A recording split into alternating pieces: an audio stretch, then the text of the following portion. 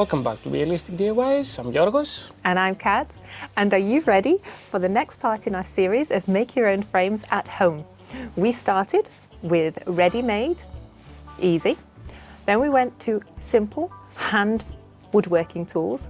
See all the links in the description below and see which one is right for you. Let's see what we do today. A little bit more leveling up to basic power tools. And guess what? We're still not in a workshop with a mitre saw. See what we're going to do.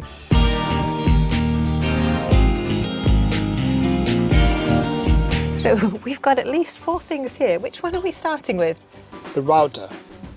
Starting with our homemade router table. Check the link in the top corner and make your own. Did we say it's foldable, portable and storable?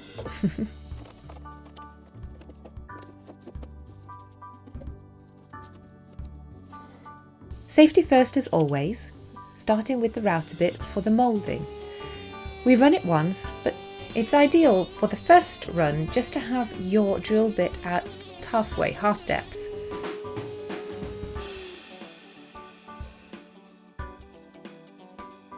Run it a second time, finishing off the depth of the moulding that you want to achieve.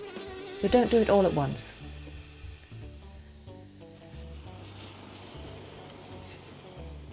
Moving on, we then changed the router bit and you're actually going to cut the groove in the back of the frame. This is going to hold whatever you like as your protective layer.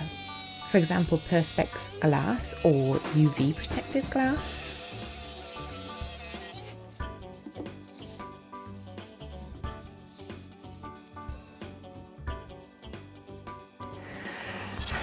So Joris is finished with shaping his mouldings, but now we need to cut the 4 components to make up the frame. Quick and easy on the circular saw. Just remember, each job needs the right blade. So they do come with quite large, rough blades. You will need to change the blade to something finer and smoother. Come around to see how we're going to set up the 45-degree angle. Now using, again, a homemade jig. This is our cross-cut station. Check the link in the top corner. Now we start with a sacrificial cut. This is just to get that angle to then cut our 4 frame components against. You can see clearly here how that sacrificial first cut now aligns it to then cut your 4 corners against.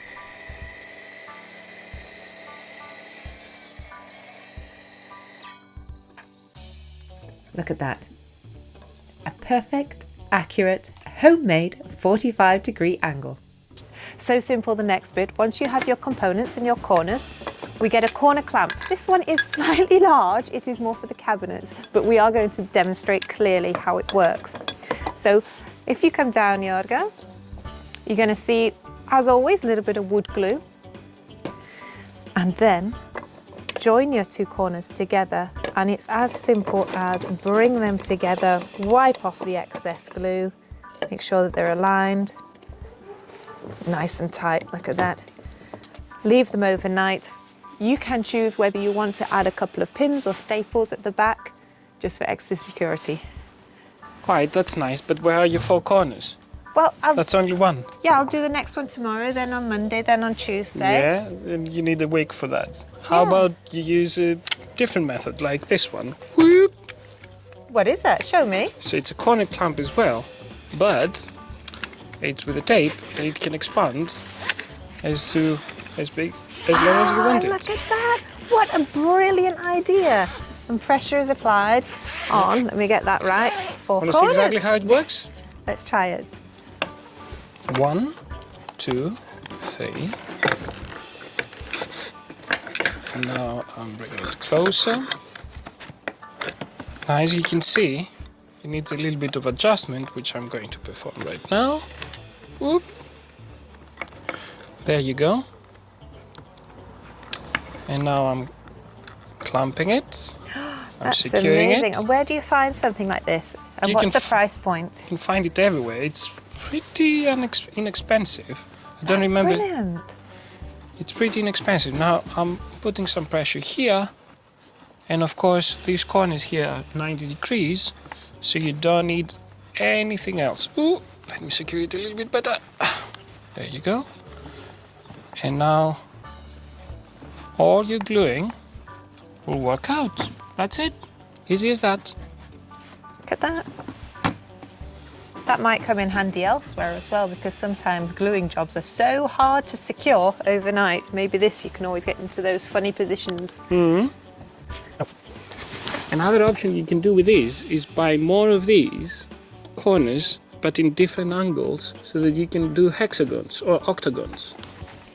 One of the final few steps, your protective layer. We're using Perspex glass here just to give it a cut, and cut your cardboard to size, apply it at the back and secure it with glazier pins.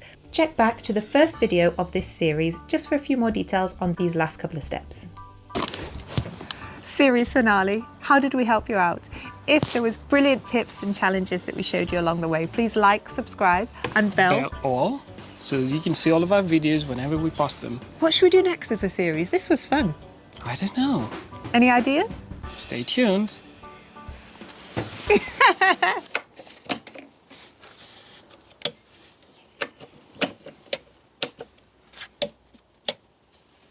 What? Oh, yeah, there's that.